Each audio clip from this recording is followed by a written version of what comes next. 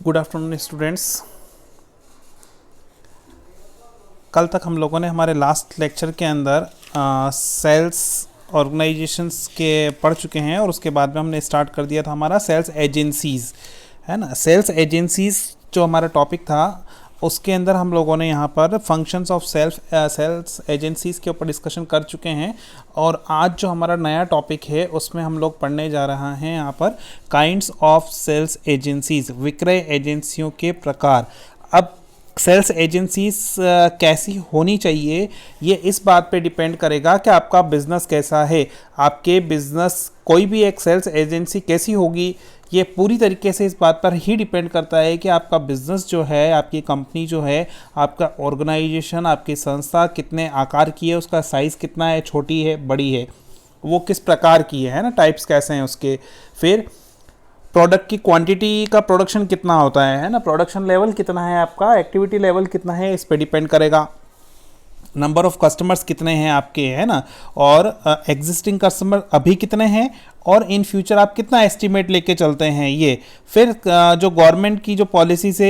है ना, सरकारी नीतियाँ जो हैं, गवर्नमेंट पॉलिसीज़ कैसे उस कंट्री की, जिस कंट्री में आप आपका बिजनेस ऑपरेट करने जा रहे हैं, तो ये सब चीज़ें इन बातों पर भी डिपेंड करती हैं। और इस तरीके से हम लोग क्या कर सकते हैं, जो हमारी सेल्स एजेंसीज़ जो हैं उसको हम दो पोर्शन में डिवाइड कर सकते हैं। पहला है हमारे पास में डायरेक्ट सेल्स एजेंसी, है ना, और दूसरा हम डिवाइड कर सकते हैं इनडायरेक्ट सेल्स एजेंसीज़, है ना। तो ये दो तरीके के पोर्शन में हम लोग इसको डिवाइड करके स्टडी करेंगे। पहला डायरेक्ट सेल्स एजेंसी, सेकंड है हमारा इनडायरेक्ट सेल्स एजेंसीज। फिर डायरेक्ट सेल्स एजेंसीज के हम यहाँ पे सब पार्ट कर देते हैं, जिसको हम लोगों ने यहाँ पे 5 पोर्शन में डिवाइड किया है, जिसको वन बाय वन हम लोग डीप स्टडी करते जाएंगे। उसमें डायरेक्ट सेल्स एजेंसीज में नंबर फर्स्ट पॉइंट या सब पॉइंट जो हम लेते हैं वो है हमारी ओन सेल्स शॉप, है ना, स्वयं की दुकानें, है ना। ये सबसे इजी, सबसे कॉमन वे है सेल्स एजेंसीज़ के फॉर्मेट के अंदर, जिसमें हम लोग क्या करते हैं, हम लोग मार्केट में देखते हैं कि कोई भी व्यक्ति, कोई भी वेंडर जो है वो अपनी खुद की दुकान लगाता है, अपनी शॉप लगा सकता है, और वो शोरूम या शॉप इस तरीके से चीज़ें लगा के और वो खुद अपने यहाँ पर से गुड्स की सेलिंग कर सकता है ना।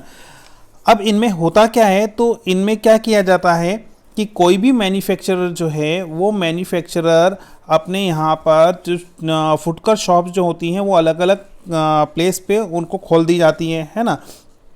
और फिर उनके थ्रू जो है वो अपने सेलिंग स्टार्ट कर सकते हैं वो लोग। इसमें जैसे इंडिया के अंदर हम लोग देखें तो कलकत्ता की एक है जय engineering works limited, Calcutta based एक कंपनी है, और वो क्या बनाती है, उषा के पंखे और उषा की सिलाई मशीनें बनाती हैं, है ना। अब वो क्या करती है, वो अपना प्रोडक्शन कर लिया, प्रोडक्शन करने के बाद में वो कंपनी, मतलब उषा की जो कंपनी है या जो जय इंजीनियरिंग वर्क्स लिमिटेड है, एक्चुअल में कंपनी का नाम ये है, और उसका प्रोडक्ट का या ब्रांड जो नाम रखा हुआ है उन्होंने उषा रखा हुआ है, जो हम लोगों ने कई बार कॉमन वर्ड है, वो बहुत सारी जगह हम लोगों ने देखा और सुना है, घरों के अंदर भी होगा हमारे यहाँ पे कि उषा की सिलाई मशीनें होंगी, है ना, और यहाँ पे पंखे वगैरह होंगे, ऐसे बहुत सारे प्रोडक्ट है और कंपनी और भी अभी वो चीज़ें लेके आती हैं, है ना। इसी तरीके से कलकत्ता की है एक और कंपनी है, common company, Bata India limited, है ना, जूते चप्पल बनाती है, ठीक है। अब वो क्या करती है, उन्होंने हर सिटीज़ के अंदर, हर कस्बे के अंदर, मेट्रो सिटीज़, छोटी सिटीज़ में रिक्वायरमेंट के हिसाब से अपनी सेल्स शॉप्स वगैरह ओपन कर रखी हैं, फुटकर शॉप्स, रिटेल आउटलेट्स लगा रखे हैं, और उनके थ्रू वो अपने प्रोडक्ट को सेल करती रहती हैं, है ना। तो इस तरीके से ये चीज़ें हैं। अब इसमें क्या होता है, तो इसमें दो तरीके की चीज़ें हैं, है ना। ओन सेल्स शॉप्स जो होती हैं वो दो तरीके की हैं। उसमें पहली क्या है हमारे पास में, एक तो है ओन सेल्स शोरूम या शॉप्स, है ना, जो बाटा का एग्जांपल हम लोग बहुत इजीली समझ सकते हैं, गोदरेज वगैरह का समझ सकते हैं, है ना। तो ये एक ऐसी कंपनीज हैं, ये अपने प्रोडक्ट को जो है अपने खुद के शोरूम लगाती हैं, वहाँ पे डिस्प्ले में रखती हैं और वो वहाँ से सेल करती, कैश या क्रेडिट जैसा भी है उनकी जो पॉलिसीज़ है, सेलिंग पॉलिसीज़, उसके अकॉर्डिंग वो उनको सेल कर सकती हैं, है ना। दूसरा ऑप्शन है यहाँ पर उन्हीं का, जिसमें आता है हमारे यहाँ पर सेकंड वाला जो है वो मल्टीपल शॉप्स या चेन स्टोर्स, है ना, मल्टीपल शॉप्स या चेन स्टोर्स, बहु विक्रय शालाएँ बोल सकते हैं हम उनको, या श्रृंखला भंडार जो हम लोगों ने बहुत सारी जगह पढ़ा होगा। अब उसके अंदर क्या होता है इनके अंदर इनका जो स्वामित्व ऑनरशिप जो होती है वो सिंगल होती है ना, वो कंपनी की अपनी है। वो कंपनी क्या करती है, वो अलग अलग जगह अपने भंडार बना लेती है, अपनी शॉप्स बना लेती है, चेन बेस रखती हैं उसको, और वहाँ पर अपने गुड्स को प्रदर्शित करके या वहाँ पे डिस्प्ले में रख के वो लोग अपने यहाँ से इस तरीके से वो सेलिंग करना स्टार्ट कर सकते हैं, है ना। अब इसमें आप लोगों ने बहुत सारी जगह देखा होगा, जैसे मैकडोनल्ड की बात करें हम लोग, है ना, तो मैकडोनल्ड जो है वो क्या बनाता है, तो हमारे पिज़्ज़ा है, बर्गर है, ये चीज़ें हैं, तो उन्होंने क्या किया है, उनके ऑनरशिप तो सिंगल पर्सन के पास में है ना, वो क्या करता है, जगह जगह अपनी शॉप्स बना दी हैं और एजेंसीज के थ्रू वो सेलिंग करते हैं वो लोग भी, और इस तरीके से ये जो कहलाती है वो हमारी चेन स्टोरेज कहलाती हैं, है ना। अब इनमें भी बहुत सारी दुकान ये हैं, है ना, चेन स्टोरेज के अंदर भी, ठीक है। तो इसमें क्या है, तो चेन स्टोरेज के अंदर DCM लिमिटेड, आप जैसे दिल्ली बेस्ड कंपनी है, वो क्या बनाती है, तो वो हमारे कपड़ा बनाती है, और उन्होंने क्या कर रखा है, तो अलग अलग जगह उन्होंने इसी तरीके से रेमंड, है ना, रेमंड कॉमन नाम है, आप सभी जानते हैं रेमंड के बारे में, तो रेमंड ने भी क्या कर रखा है, आउटलेट से तो सेल कर ही रहे, लेकिन वो चेन स्टोरेज भी बना रखे हैं उन्होंने। हर शहर के अंदर एक रेमंड का आपको शोरूम नजर आएगा, 2 शोरूम नजर आएंगे, और वो उसके थ्रू अपने गुड्स की सेलिंग करते हैं, और वहाँ पे क्या मिलेगा, तो केवल और केवल रेमंड के ही कपड़े मिलेंगे, दूसरा कोई भी ब्रांड वहाँ पे आपको नहीं मिलेगा। क्यों? क्योंकि ये ऑन शॉप्स के एग्जाम्पल से ऑन शॉप्स के अंतर्गत आता है ना। तो ये तो हो गया हमारा फर्स्ट वाला पॉइंट कि ऑन सेल्स शॉप। सेकंड हमारा ऑन सेल्स मैन, स्वयं के विक्रयकर्ताओं के द्वारा, है ना। कंपनी क्या करती है इस मेथड के अंदर या इस तरीके के एजेंसीज के अंदर, खुद के सेल्समैन अपॉइंट करती है और उनके थ्रू वो क्या करती है, अपने प्रोडक्ट और सर्विसेज को सेल करती है। अब कंपनी क्या करती है, अलग अलग विक्रय क्षेत्रों में, अलग अलग टेरिटरीज के अंदर अपने सेल्समैन का अपॉइंटमेंट करेगी। अपॉइंटमेंट करने के बाद कंपनी उनको टारगेट प्रोवाइड करती है ना, उनको ट्रेनिंग भी दी जाती है साथ में, और वो जो सेल्समैन है वो